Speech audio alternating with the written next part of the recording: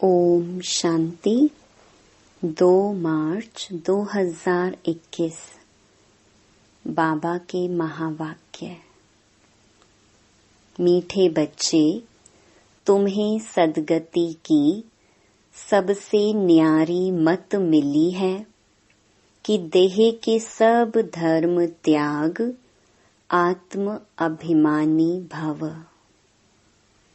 मामेकम याद करो। प्रश्न, जो परमात्मा को नाम रूप से न्यारा कहते हैं, उनसे तुम कौन सा प्रश्न पूछ सकते हो? उत्तर, उनसे पूछो गीता में जो दिखाते हैं अर्जुन को अखंड ज्योति स्वरूप का साक्षात्कार हुआ। बोला, बस करो, हम सहन नहीं कर सकते। तो फिर नाम रूप से न्यारा कैसे कहते हो? बाबा कहते हैं, मैं तो तुम्हारा बाप हूँ। बाप का रूप देखकर बच्चा खुश होगा। वह कैसे कहेगा मैं सहन नहीं कर सकता? गीत तेरे द्वार खड़ा भगवान। ओम शांति। भक्त कहते हैं, हम बहुत कंगाल बन गए हैं। हे बाबा, हम सबकी झोली भर दो। भगत गाते रहते हैं, जन्म बाई जन्म सतयुग में भक्ति होती नहीं। वहाँ पावन देवी देवता होते हैं। भक्तों को कभी देवता नहीं कहा जाता। जो स्वर्गवासी देवी देवता होते हैं, वह फिर पुनर्जन्म लेते लेते नरकवासी पुजारी भगत कंगाल बनते हैं। बाप बैठ बच्चों को समझाते हैं। बाप को एक भी मनुष्य नहीं जानते। बाप जब आए तब आकर अपना परिचय देवे। भगवान को ही बाबा कहा जाता है। सब भक्तों का है एक भगवान, बाकी सब हैं भगत। चर्च आदि में जाते हैं तो जरूर भक्त ठहरे ना। इस समय सब पतित तमो प्रधान हैं, इसलिए सब पुकारते हैं, हे पतितों को पावन बनाने वाले आओ। हे बाबा, हम भक्तों की झोली भर दो। भक्त भगवान से धन मांगते हैं। तुम बच्चे क्या मांगते हो? तुम कहते हो, बाबा हमको स्वर्ग का मालिक बनाओ। वहाँ तो अथाह धन होता है, हीरे जवाहरात के महल होते हैं। अभी तुम जानते हो, हम भगवान द्वारा राजाई का वर्षा पा रहे हैं। यह सच्ची गीता है, वह गीता नहीं। वह तो पुस्तक आदि भक्ति मार्ग के लिए बनाए हैं। उनको भगवान ने ज्ञान नहीं दिया। भगवान तो इस समय नर से नारायण बनाने के लिए राजयोग सिखाते हैं।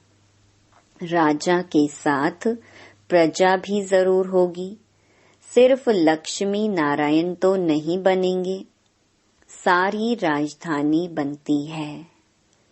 अब तुम बच्चे जानते हो कि भगवान कौन है, और कोई भी मनुष्य मात्र नहीं जानते। बाप कहते हैं, तुम कहते हो ओ गॉड फादर, तो बताओ तुम्हारे गॉड फादर का नाम, रूप, देश, काल क्या है? ना भगवान को जानते हैं, ना उनकी रचना को जानते हैं।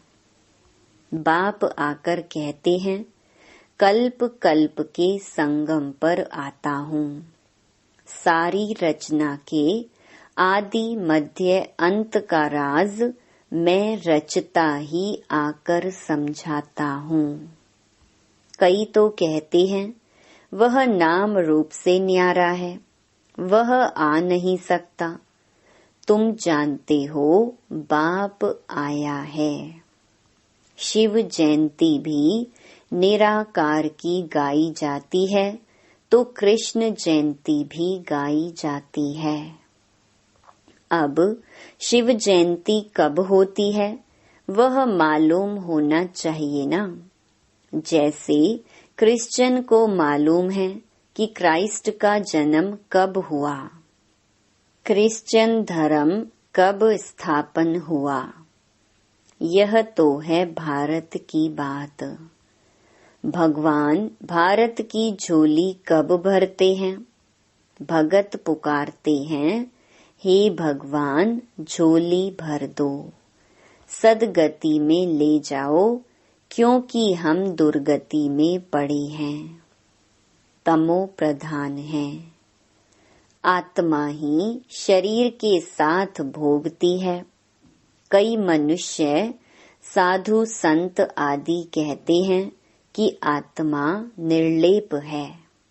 कहते भी हैं कि अच्छे व बुरे संस्कार आत्मा में रहते हैं, उस आधार पर आत्मा जन्म लेती है। फिर कहते आत्मा तो निर्लेप है। कोई भी बुद्धिवान मनुष्य नहीं जो समझाए। इसमें भी अनेक मत हैं। जो घर से रूठते वह शास्त्र बना देते। श्रीमद् भगवत गीता है एक। व्यास ने जो श्लोक आदि बनाए वह कोई भगवान ने नहीं गाए हैं। भगवान निराकार जो ज्ञान का सागर है, वह बैठ बच्चों को समझाते हैं कि भगवान एक है। भारतवासियों को यह पता नहीं है। गाते भी हैं ईश्वर की गत मत न्यारी है। अच्छा, कौन सी गत मत न्यारी है? ईश्वर की गतमत न्यारी है, यह किसने कहा? आत्मा कहती है उसकी सद्गति के लिए जो मत है उसको श्रीमत कहा जाता है। कल्प कल्प तुमको आकर समझाता हूँ, मन मना भव। देह के सब धर्म त्याग, आत्म अभिमानी भव। मामेकम याद करो। अभी तुम मनुष्य से देवता बन रहे हो।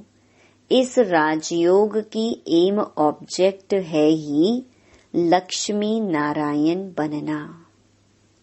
पढ़ाई से कोई राजा बनते नहीं है, ऐसा कोई स्कूल नहीं है। गीता में ही है, तुम बच्चों को राजयोग सिखाता हूँ। आता भी तब हूँ जबकि कोई भी राजा का राज्य नहीं रहता। मुझे एक भी मनुष्य बिल्कुल नहीं जानते। बाबा कहते हैं कि तुम बच्चों ने इतना बड़ा लिंग जो बनाया है वह मेरा कोई यह रूप नहीं है। मनुष्य कह देते कि अखंड ज्योति रूप परमात्मा तेजोमय है। अर्जुन ने देखकर कहा, बस करो, मैं सहन नहीं कर सकता हूँ। अरे, बच्चा बाप का रूप देख सहन ना कर सके, यह कैसे हो सकता है? बच्चा तो बाप को देख खुश होगा ना।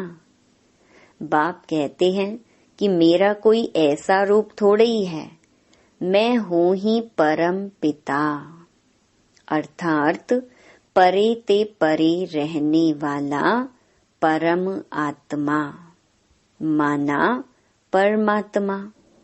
फिर गाते हैं, परमात्मा मनुष्य सृष्टि का बीज रूप है। उनकी भगत महिमा करते हैं। सतयुग त्रेता में कोई महिमा नहीं करते, क्योंकि वहाँ तो है सुख। गाते भी हैं, दुख में सिमरन सब करें, सुख में करे न कोई। इनका भी अर्थ नहीं समझते हैं।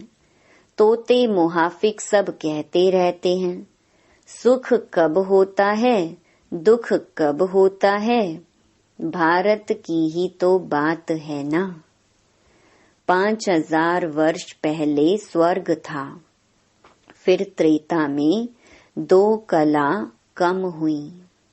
सतयुग त्रेता में दुख का नाम नहीं रहता, है ही सुख धाम।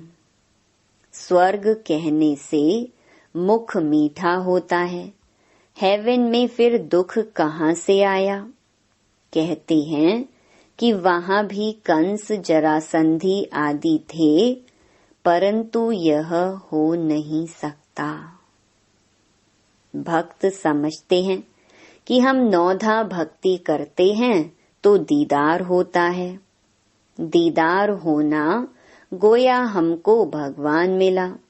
लक्ष्मी की पूजा की, उनका दर्शन हुआ, बस हम तो पार हो गए। इसमें ही खुश हो जाते हैं, परंतु है कुछ भी नहीं।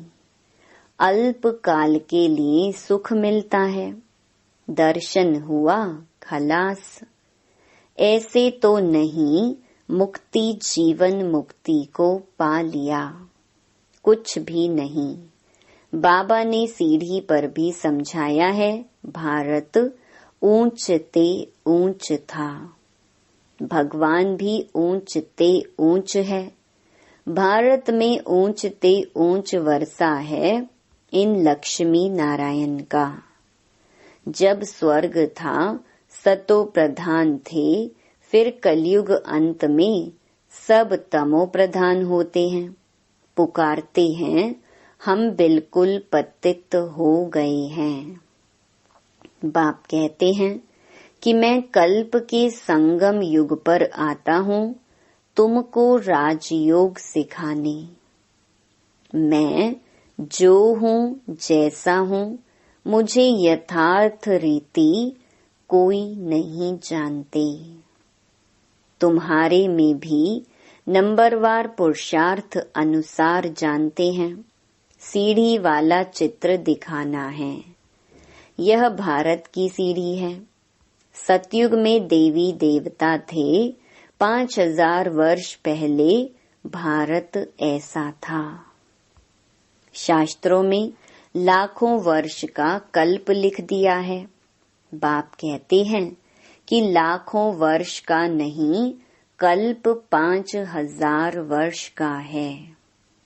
सतयुग त्रेता नई दुनिया, द्वापर कलयुग पुरानी दुनिया। आधा आधा होता है ना। नई दुनिया में तुम भारतवासी थे। बाप समझाते हैं, मीठे बच्चे, अभी तुम अपने जन्मों को जानते हो, बाकी कोई रथ आदि की बात नहीं है। कृष्ण तो सतयुग का प्रिंस है। कृष्ण का वह रूप सिवाय दिव्य दृष्टि के देखा नहीं जाता। यह चैतन्य रूप से तो सतयुग में थे, फिर कब वह रूप मिल नहीं सकता। फिर तो नाम रूप देश काल बदल जाता है। 84 जन्म लेते हैं। 84 जन्मों में 84 माँ बाप मिलते हैं। भिन्न भिन्न नाम रूप ऑक्यूपेशन होता है। अब यह भारत की ही सीढ़ी है। तुम हो अभी ब्राह्मण कुल भूषण। फिर तो नाम रूप देश काल बदल जाता है। 84 जन्म लेते हैं। 84 जन्मों में 84 माँ बाप मिलते हैं। भिन्न भिन्न नाम रूप ऑक्यूपेशन होता है। अब यह भारत की ही सीढ़ी है। तुम हो अभी ब्राह्मण कुल भूषण। बाप ने कल्प पहले भी आकर तुमको देवी देवता बनाया था। वहाँ तुम सर्वोत्तम कर्म करते थे। तुम सदा सुखी थे 21 जन्म। फिर तुमको इस दुर्गति में किसने पहुँचाया? मैंने कल्प पहले तुमको सद्गति दी थी। फिर 84 जन्म लेते जरूर उतरना पड़े। सूर्यवंशी में 8 जन्म, चंद्रवंशी में 12 जन्म, फिर ऐसे उतरते आए हो। तुम ही सो पूज्य देवता थे, तुम ही पुजारी पतित बने हो। भारत अब कंगाल है। भगवानुवाच, तुम जो 100% पवित्र और solvent, ever healthy, ever wealthy थे, कोई रोग दुख की बात नहीं थी, सुख धाम था।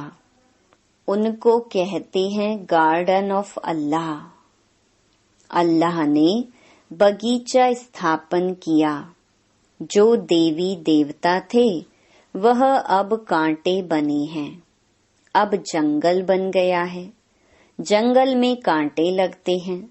बाप कहते हैं काम महाशत्रु है, इन पर जीत पहनो। इसने आदि मध्य अंत तुमको दुख दिया है। 1-2 पर काम कटारी चलाना यह सबसे बड़ा पाप है। बाप बैठ अपना परिचय देते हैं कि मैं परम धाम में रहने वाला परम आत्मा हूँ। मुझे कहते हैं मैं सृष्टि का बीज रूप परम आत्मा, मैं सबका बाप हूँ। सभी आत्माएं बाप को पुकारती हैं कि हे परम पिता परमात्मा। जैसे तुम्हारी आत्मा स्टार मिसल है, बाबा भी परम आत्मा स्टार है, छोटा बड़ा नहीं है। बाप कहते हैं मैं अंगुष्ठे मिसल भी नहीं हूँ, मैं परम आत्मा हूँ, तुम सबका बाप हूँ।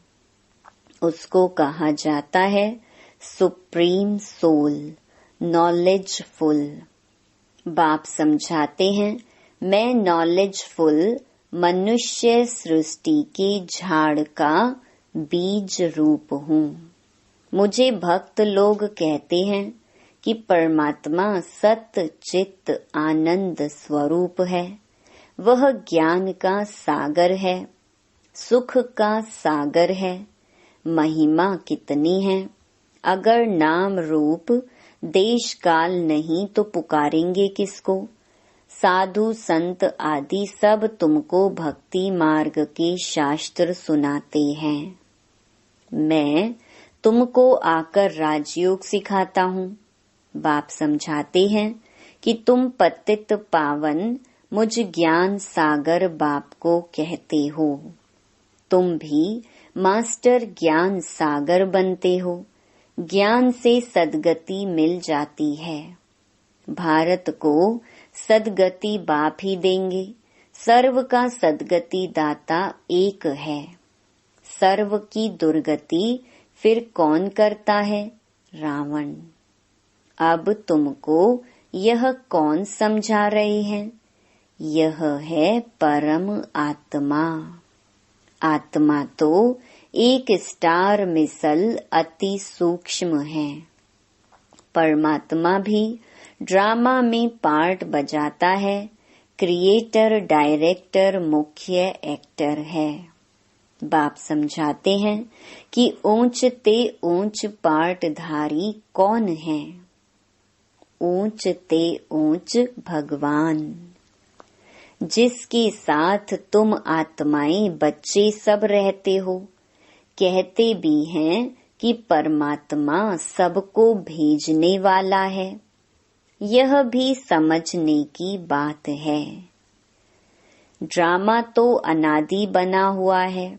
बाप कहते हैं कि मुझे तुम कहते हो ज्ञान का सागर, सारी सृष्टि के आदि मध्य अंत को जानने वाला।